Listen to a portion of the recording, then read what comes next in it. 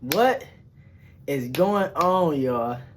Look, I know that I was supposed to drop part 2 last week and shit, but I had a whole bunch of shit going on, and if you really know me, then you know what the fuck was going on. But before I start today's video, I want to shout out, first of all of my new subscribers. The last time I checked we were at 131. I'm pretty sure we're past that now, but I want to shout out two truly top fans. One being Win Torres, okay, from the Philippines. This guy has referred, I don't even fucking know, probably over 50 people. And then on the other hand, I want to say that her name is pronounced Jonah, okay? You know who I'm talking about already. If I fouled up on the name, I do apologize. But I want to shout her out as well. She has herself referred over 50 people. And who knows how many people those people are referring. And if those people are referring people, those people are referring people. So the bottom line is, I'm the host of Faded Colors, where I tell you true crime stories in the Toledo area and all over the world. And we are about to fucking grow together. Do y'all understand me? We are on a journey to shed light on these victim stories whose stories have gone, into the darkness. This is something that God put on my heart to do. I created this show because all of my life I have been passionate about true crime. And I got tired of just watching it, and I decided to join in. I want to be a pillar in this genre as far as being able to bring justice to victims' families. Identifying Jane and John Doe's. I want my show to be impactful. I'm not just here to tell stories. I'm actually here to assist in solving some of these things that are either unsolved or just have gone cold turkey. Nobody's looking into them. Nobody's discussing them. I'm willing to do that. I'm actually obligated. That's how I feel. So, without further fucking ado, let's get right into this one, because this is actually part 2 to a video that I already dropped, and I know that y'all been waiting on this. Okay, so let me refresh y'all memories real quick. And if you did not watch part 1, please do not come and watch this video. Who the fuck watches the sequel before they watch the original? So with that being said, go watch part 1. I'm not bashing you. I'm just saying you cannot jump to part 2. That's just morally wrong. Nobody watches part 2 to anything that has parts to it. Do you understand me? Whether it's a trilogy or just a sequel, you gotta watch the original, understood, so that you could get the gist of what's going on. But I will give you guys a recap real quick to the people who did watch part 1, and it's been a couple days, so let me refresh real quick. Where I left off at is, if you don't remember, okay, basically what's going on in this story, 3 women mysteriously disappeared from their house June the 7th of 1992 in Springfield, Missouri. The 3 women are Stacy McCall, Suzanne Streeter, and Cheryl Levitt. Cheryl Levitt is the mother of Suzanne Streeter, and Stacy McCall is a close childhood friend of Suzanne Streeter. Actually, what's crazy is Stacy actually she kind of couldn't kick it with Suzanne so they grew up together. But Suzanne ran with a bad crowd. So Stacy's mother was just not having that shit. Like, after they got a little older and Stacy's mother peeped how Suzanne was, she like, look, Stacy, I'm not saying y'all can't be friends, but I don't really want y'all kicking it. So for years during high school, they hadn't really mingled with each other, because like I said, Suzanne had began running with this crazy crowd, right?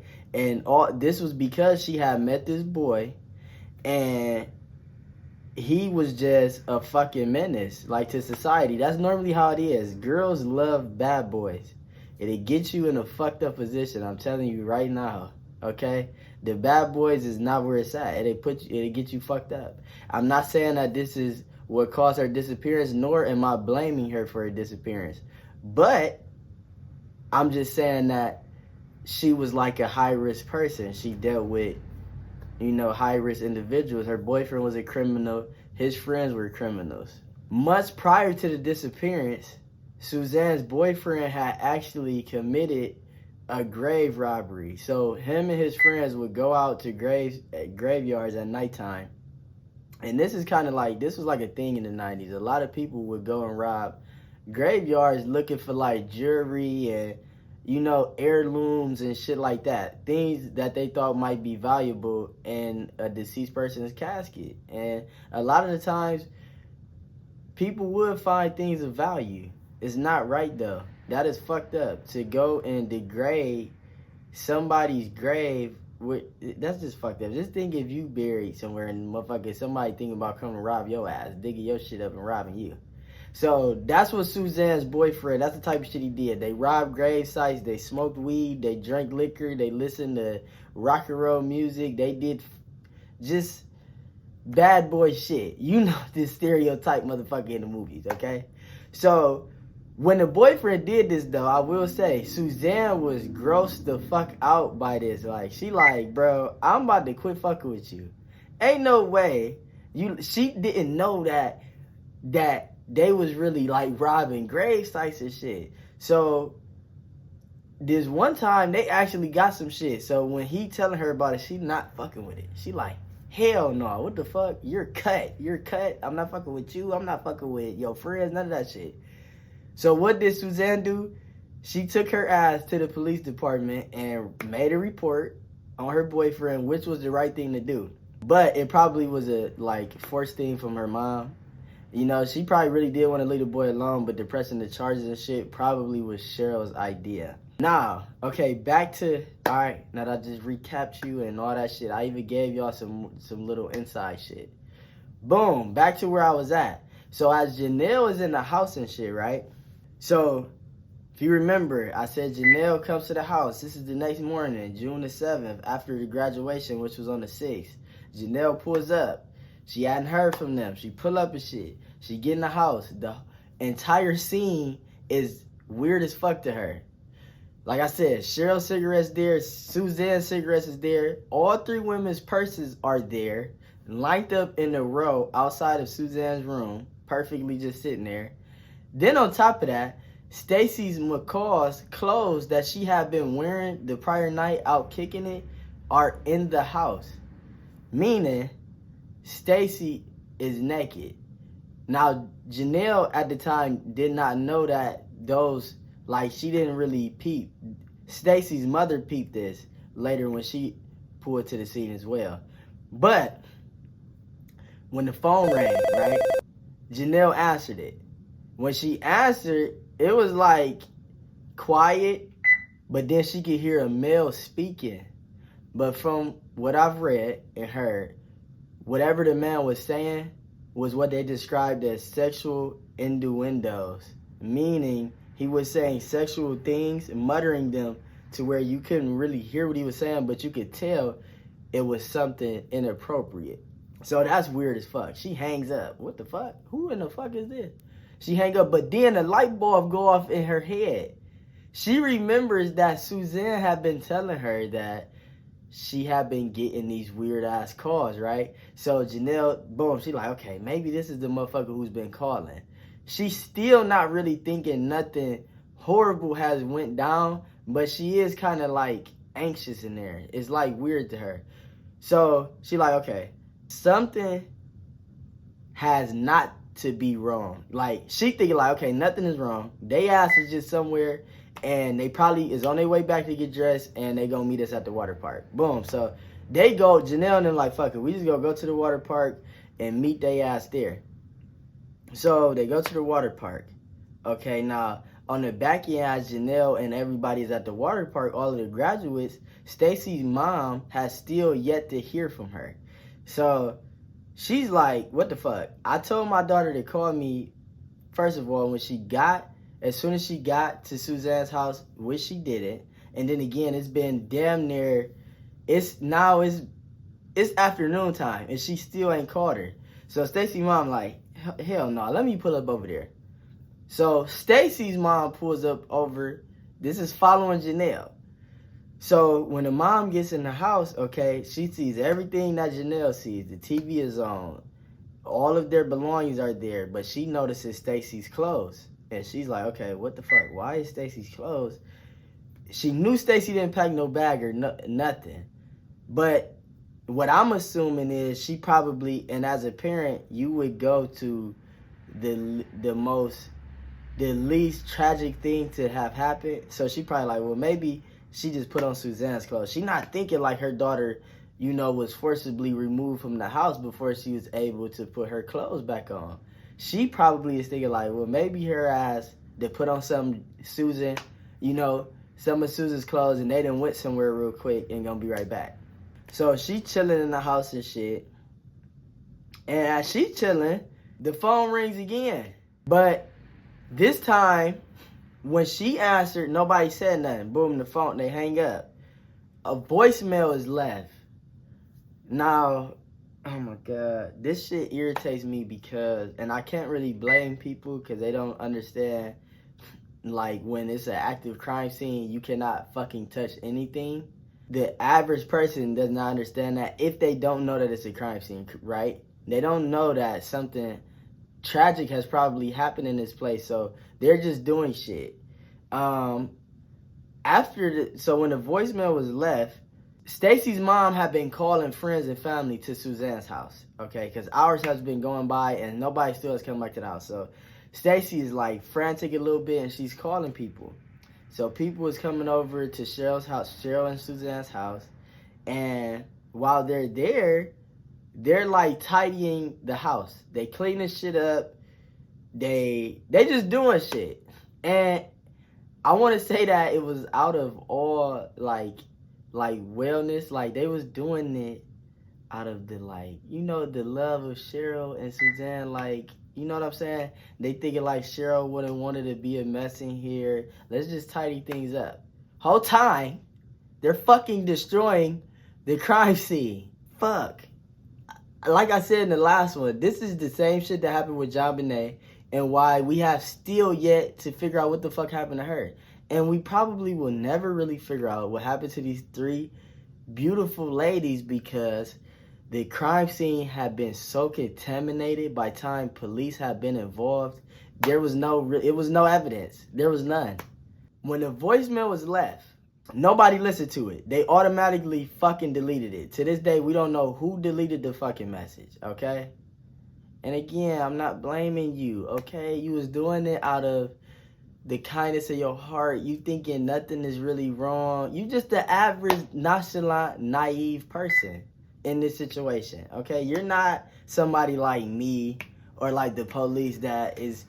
If I would have pulled up to a situation like that, the first thing I'm doing is analyzing everything. For one, there's not about to be no broken glass, door open, and shit is normal, okay? People, we have to stop being oblivious to things. This is why we become victimized and be victims. We gotta stop being oblivious. So, anyways, this person deleted the message. Okay, so to this day, we don't know what was on that voicemail. It could have been a ransom fucking notification. We don't know. So, anyways, at this point, nobody has come back to the house. This is a house full of motherfuckers except for Cheryl, Stacy, and Suzanne. So, at this point, Stacy mom like, you know what? Let me call the police. Now, mind you, Janelle and them done pulled back up too. And damn near the whole city is at Cheryl and Suzanne's house. This is it's a tight-knit community.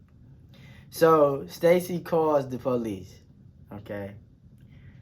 Like I said, when the police get there, they fucking irritated because it's thousands of people on their active crime scene. So, at this point, everything's contaminated. There's nothing, oh, y'all said somebody called and left a voicemail? Well, where the fuck is it? It's deleted?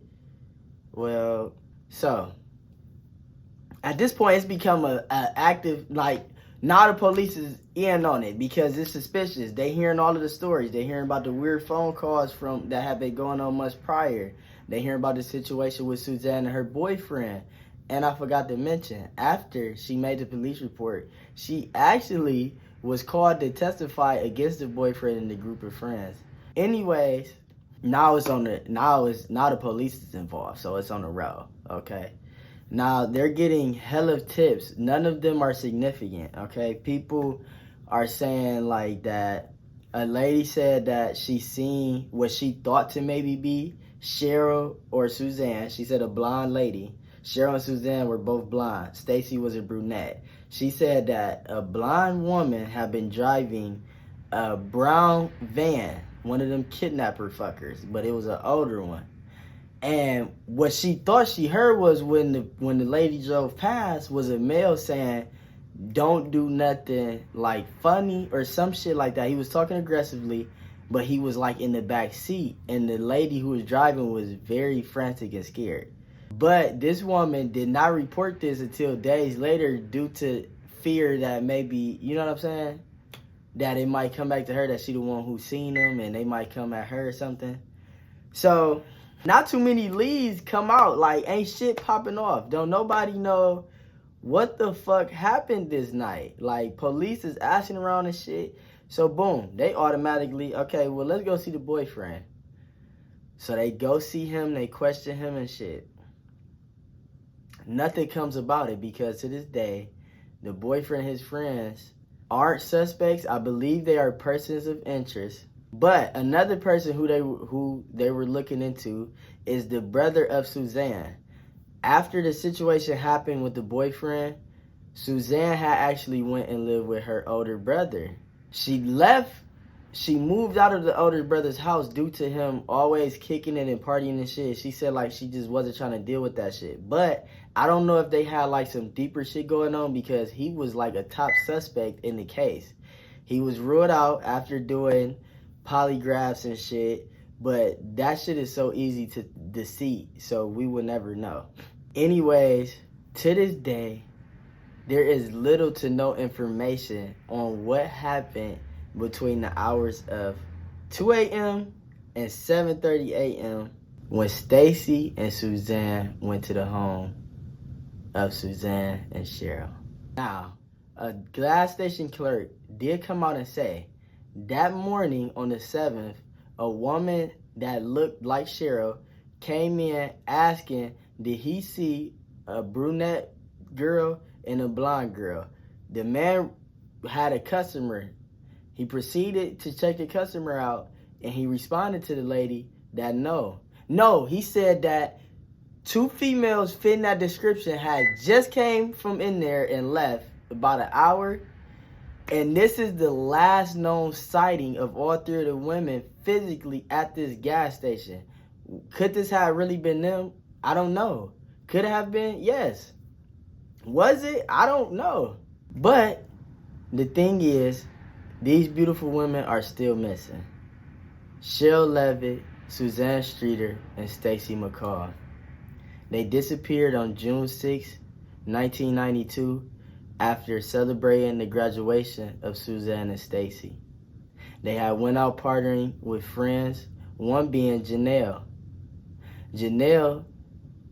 They were supposed to be staying the night at Janelle's house, but Janelle had family over who was also celebrating the ceremony.